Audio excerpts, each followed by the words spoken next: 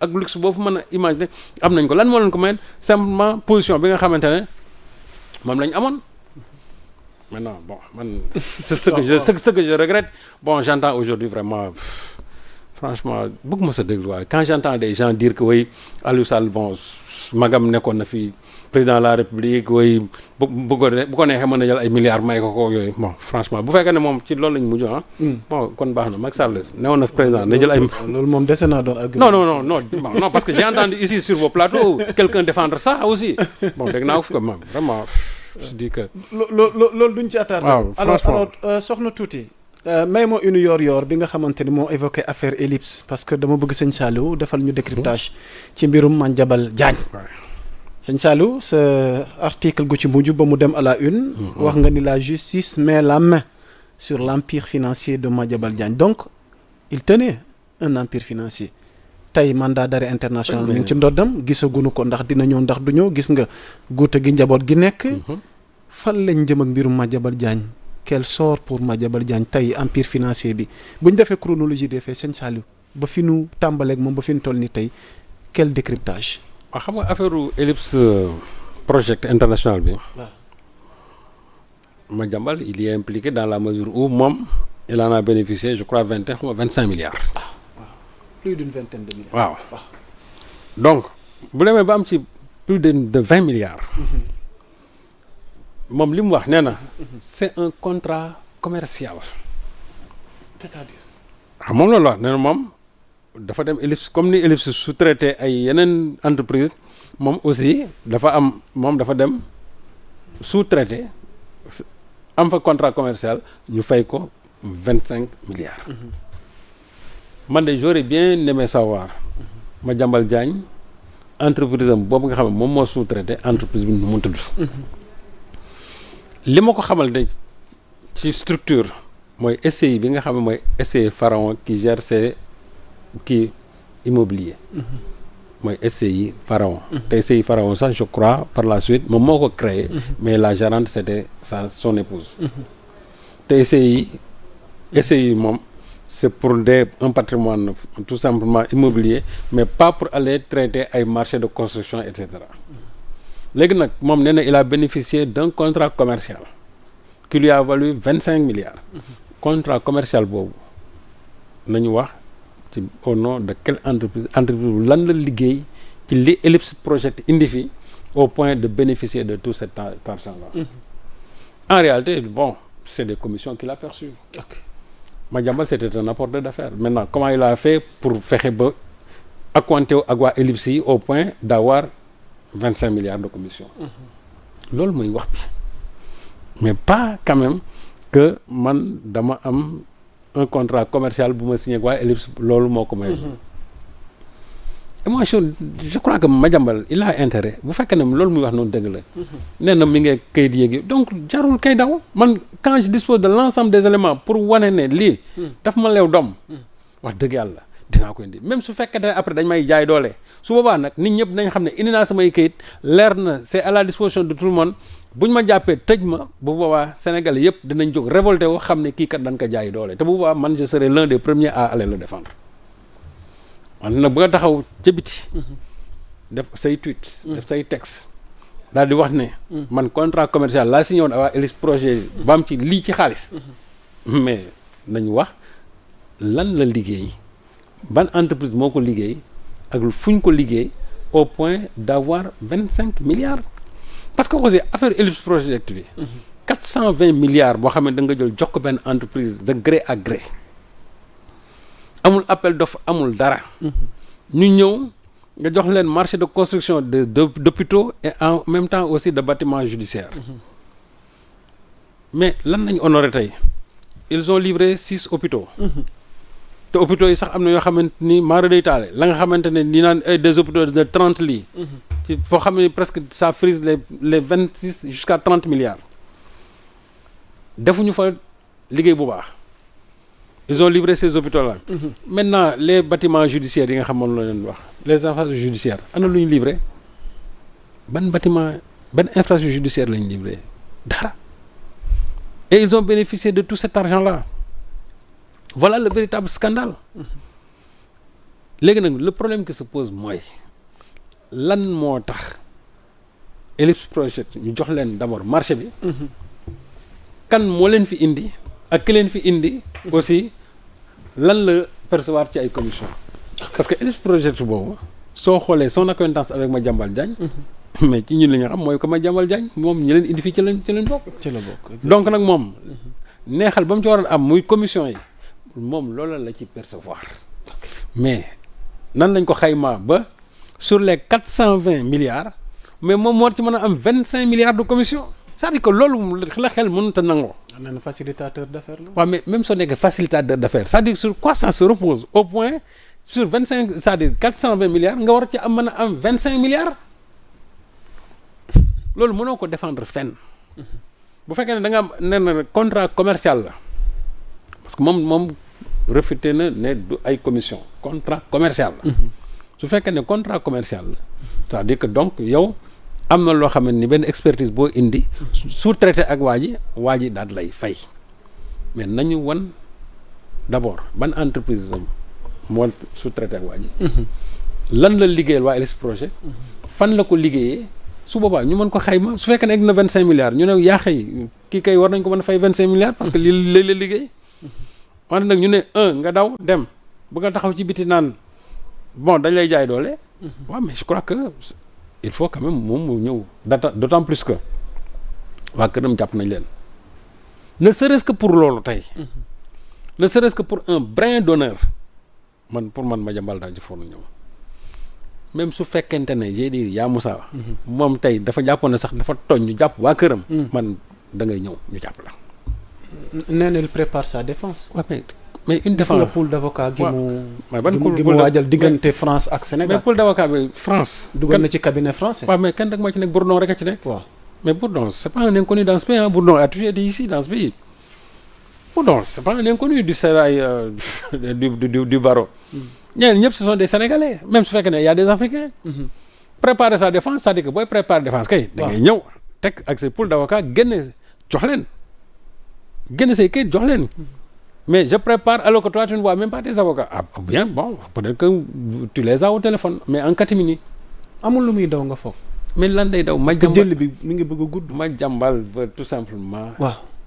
échapper à l'incarcération. va-t-il échapper Serigne Saliou. mais loolu rek lay daw. mais kaso. waaw kaso jarul daw. bu fekkee ne yow jàpp nga ne defuloo dara. jarul daw même soo fekkee da ngaa def dara sax gars yi jàppal ne su boobaa dañ la jaay doole dugal ci biir kaso yi mais non on a fait la prison. mais c'est pas la fin du monde. kon jarul daw. au point nga rejeter en pâture toute ta famille. sa ñaari doom sa jabar. nga bàyyi leen fii ba pare daw toog ci biti na tu prépares ta défense. non pour man ne serait-ce que pour vraiment un brin d'honneur da nga war a ñëw. c'est ça aussi. tu as tous les arguments. yaa ngi sa kayit yëpp. mais wàccal indi say kayit. man pour man loolu laa jàpp. mais affaire Ellipse bi moom. danañ ko gën a leeralaat nag. parce que. man dinaa ci dellu parce que xam nga boo gisee mbir mi. au départ évoqué tamit ñaari mbir. waaw ndax le journalisme kon ça conduit à la richesse. xam nga xam nga voilà le problème. damay laaj mais xam nga moom bi mu koy def. il l'a fait en tant qu'homme d'affaires. en tant que quelqu'un qui est proche de Macky Sall. parce que aussi nañu waxante dëgg. waaw Madiambal s'il n'était pas proche de Macky Sall il n'aurait pas bénéficié de ça. ok c'est parce que dafa jege Macky Sall moo tax tout simplement mu am li mu am ci Ellipse Project. te Madiambal n'est pas le seul. parce que am na fi ay hôpitaux yoo xam ne dañ ko construire am ñoo xam ne dañoo jege Macky Sall fexe nañ ba am nañ ci ñoom aussi ay mbir. waaw ci hôpitaux yi ñu tabax am na ñoo xamante ne nii parce que simplement dañu jege Macky Sall. moo tax ñoom tamit ñu bénéficier ñii am nañ ay 1,7 milliard ñii am nañ ay 2 milliards dans la construction de certains hôpitaux. ci yàlla. te loolu Macky Sall ci boppam moo leen ci dugal. Macky Sall ci boppam moo jël ñooñu moo leen dugal dans le projet de construction pour ñu mën ci am loolu. c'est-à-dire que Macky Sall aussi li ma doon wax léegi il est au centre de tout ça ñoom yi nga fi gis yëpp Macky Sall est au centre. si Madiambal Diagne a bénéficié de cet argent-là de cette manne financière mais c'est parce que simplement c'est un proche de Macky Sall mais c'est pas une expertise boo xamante ni Madiambal amu fi expertise boo xamante ne nii wala. entreprise boo xam ne am na fi expertise bu ko mën a permettre mu gagner fi autant de milliards nañ waxante dëgg nag. nañ waxante dëgg.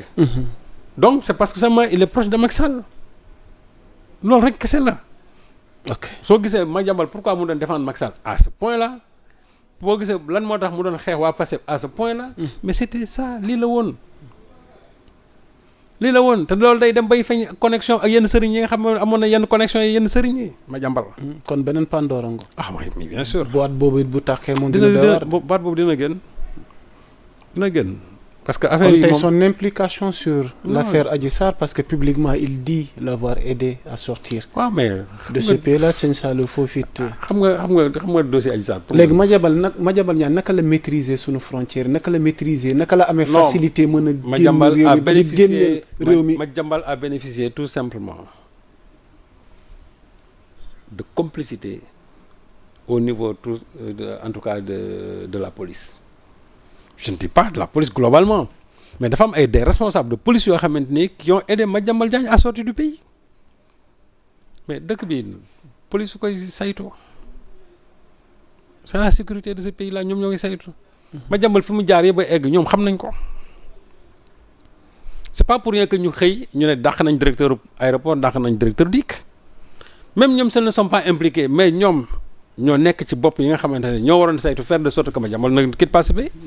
Mais si Madiambal a quitté ce pays de façon aussi facile c'est pas il y a une chaîne de complicité boo xam ne ni dañ ko teg sur toute la ligne pour que waa ji mën dem est-ce qu'il a sorti de l'argent est-ce que bon et cetera et cetera il y a autant de questions yoo xamante nii il faut ñu enquête pour leeral ñu ko mais su fekkee moom il y a une opposition à la sortie du territoire national ça signifie que en réalité que Madiambal devait être sous surveillance au point de ne pas quitter son domicile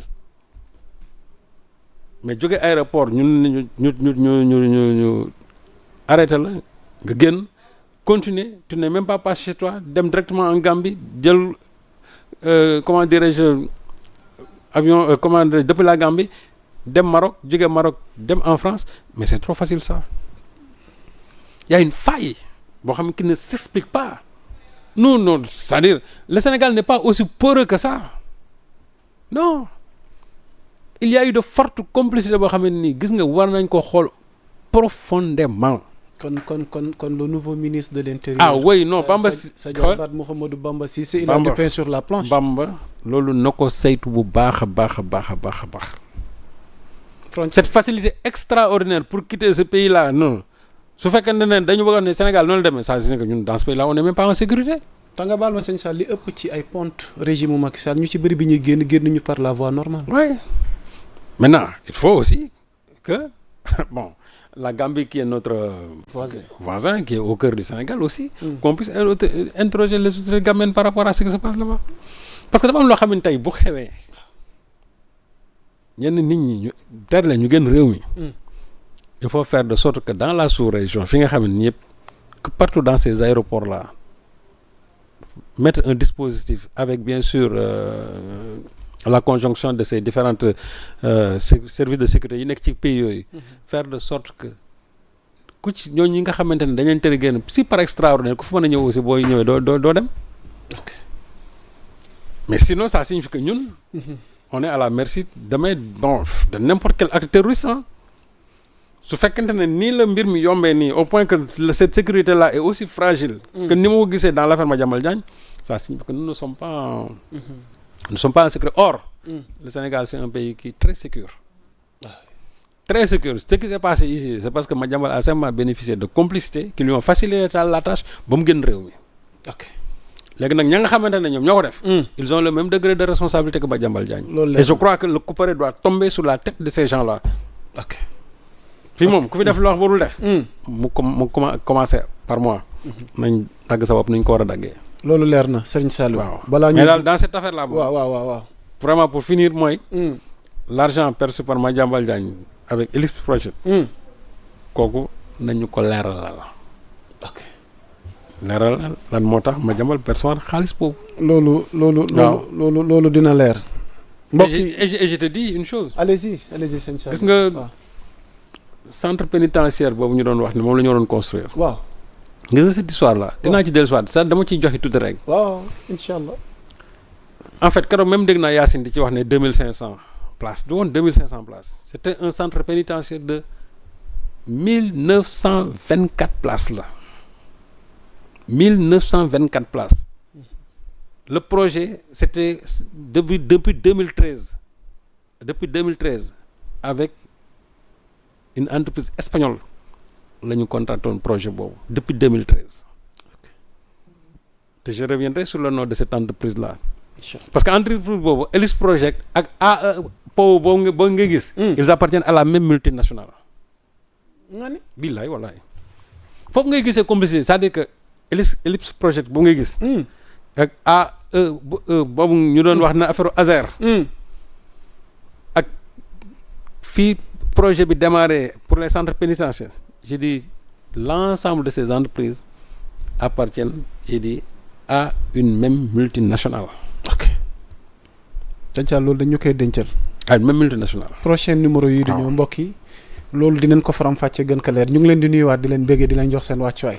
voilà aujourd'hui c'est le grand retour de notre doyen sunu soppe Serigne Saliou mu nekk ci dossier show actualité bi alors balaa ñuy jàll ci page économie bi parce que tamit économie bi nërmeelu na ñi fi nekk ñu ngi ciy ut pexe waaye FMI tamit mi ngi ci langue gi dañ bëgg nga amal ñu sa njàngat ci situation Farba wàllu tawatam gi avocat mi récemment ñoom dundee consort def nañ sorti tapé nañ sur la table Serigne Saliou nee nañ fi mu ne nii nag vraiment yërmande nag war na tukkee ci autorité yi jëm ci Farba Ngom parce que sa santé wala l'état de sa santé n'est plus compatible ak tey jii nii incarcération gi muy dund Serigne Saliou ñu def ci taxaw seet mais ñooñu ce sont des avocats qui parlent dañuy wax sur des mais avocat ñu wax waaw moi je crois que aujourd'hui su fekkee dafa am une expertise médicale qui dit que la santé de Farba est incompatible avec le milieu carcéral. waaw su boobaa. il appartient au juge d'instruction de prendre c'est-à-dire toutes les mesures idoines pour ñu mën ko génne. ok mais xam nga les avocats de Farba ñoom dès le départ bi Farba même nekkee Rebeuss dañuy wax ne dafa feebar moi je crois que ba ñu waxee ne dafa feebar ne dañuy déposer liberté provisoire ñoom la ñu waroon njëkk a wax mooy.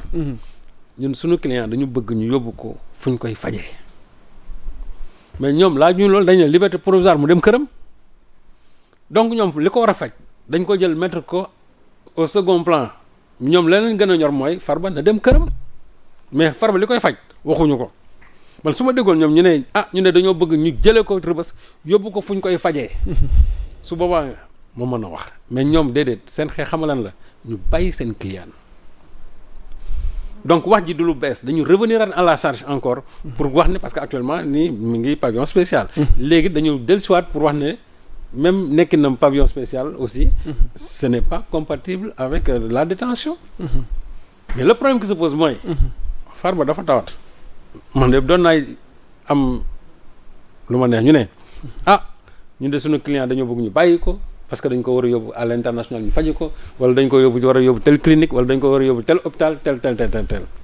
mais ba léegi ñoom seen biir wax leen intéressé rek moom mooy la liberté provisoire mais les soins de Farba doo dégg mukk ñu wax ci man suñu jiitoon les soins de Farba daan ne en même temps soins yooyu pour ñu am ko il faut ñu am liberté provisoire waaw mais ñoom déedéet il agit tout simplement chaque fois l'état de santé de Farba pour wax ne ñu bénéficier de liberté provisoire léegi nag man de je ne souhaite à personne vraiment la prison. ok je ne souhaite à personne de mourir en prison. su fekkee ne juge bi jàpp na ne Farba état de santé maytu ko ñu détenir ko dans en tout cas au pavillon spécial. mais su boobaa moom il prendra toutes ses responsabilités mais l'avocat moom c'est l'avocat qui parle et l'avocat va parler toujours faire li ñuy wax un plaidoyer pro domo toujours il va plaider pour son client bi mu nekkee Rebeuss il disait que liberté provisoire waxuñu pavillon spécial donc ñoom ce qui les intéresse c'est la liberté provisoire bu ñu bàyyoon Farba demain Farba va vaquer à ses occupations bon ñu ne ñoom seen client tane na waaw Farba nag est entre aujourd'hui dans les liens de la détention. ok voilà. alors waxtaan wi dee dox di wéy xam naa soreetuñu cappaandaw gi waaye soxna tuuti ba mu mënee may une yor wi nga xamante ni récemment il y a eu un très grand